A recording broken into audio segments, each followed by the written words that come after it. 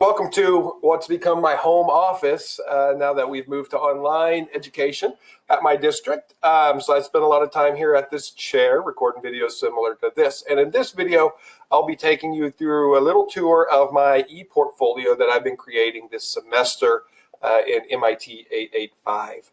So I decided to sort of get rid of some of the instruction pages and make this more of a focus on sort of myself, I suppose, and my work. And I think in that way, if I want to adapt this into something that I share to, potential employers, I think it might be, I don't know, a little bit cleaner. So that's what I decided to do, for good or bad, I guess. And so my homepage is my candidate info and my goal statement page. So I've got my introduction video, personal introduction about me, as well as the exploration stage of my transference reflection, my professional and personal goals, as well as my personal vision for my own future. Now, under that page or under that tab, we have a couple others. My technology philosophy, which discusses my view on instructional technology, and my resume. So I decided to try to put my resume directly into the website as best I could with formatting. That way it can be seen just without opening a link. But I do also have a link directly to my Google Doc copy of my resume. So hopefully you can access it a couple different ways if you need to. For activities and evidence on the home page here, there's not much at all, just a little explanation of what will be under this tab. But here is really the meat of sort of what I've done in this course and in some of the other courses prior to this.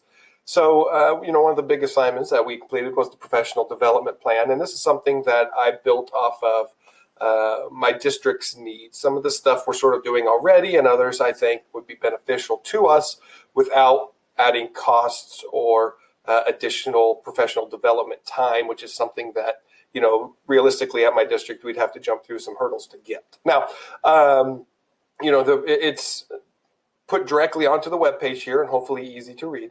But it goes through all the steps of my professional development plan. It's specific to my district, Clearwater, USD 264 here in Kansas. I also have my 3 face-to-face training videos. Now, the first 2, I was, able to do actually face-to-face. One is in front of a college class. These are education students at Southwestern College in Winfield, Kansas. And then the second is a discussion or a session that I had at the MACE conference in Manhattan, Kansas this spring. And so both of those were able to be live in front of an audience. My final video, I was planning on teaching this tool to my own students when we return from spring break, and we never returned from spring break. So it's still something I wanted my students to use. So I used my son as my student and had him work through the steps of setting up this tool called Twine. And then I shared this video with my own students so they could see how they needed to go through and use this tool. So these are my 3 face-to-face training videos. I also have my professional presentations. And this first one goes along with my MACE presentation in the other video. So this is the presentation that I used in that session. This second one here is one that I've used with teachers in my own district. We've got a tool called Nearpod, and it's one I use a lot in my classroom. I rely on it. And so this is a presentation I use with those teachers to introduce them to Nearpod and help them get started with this tool. And then finally, we have I got a little typo. I just noticed that, so I'll have to fix that. We've got the integrating technology in the classroom, and this is the presentation that I did with the coworker in front of the education students at Southwestern College. Also under this tab, I have my 3 article summaries. And again, I've added them directly to the website for ease of reading, but I also have links to the APA formatted documents.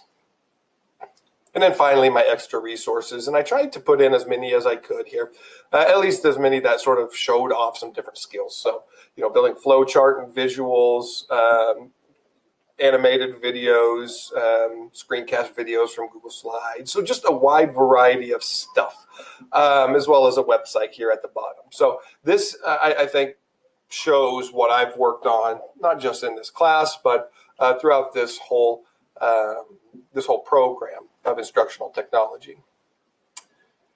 Now, the reports tab is one that I'm still working on as we're finishing up this course here. So the title page just explains what the reports tab will be.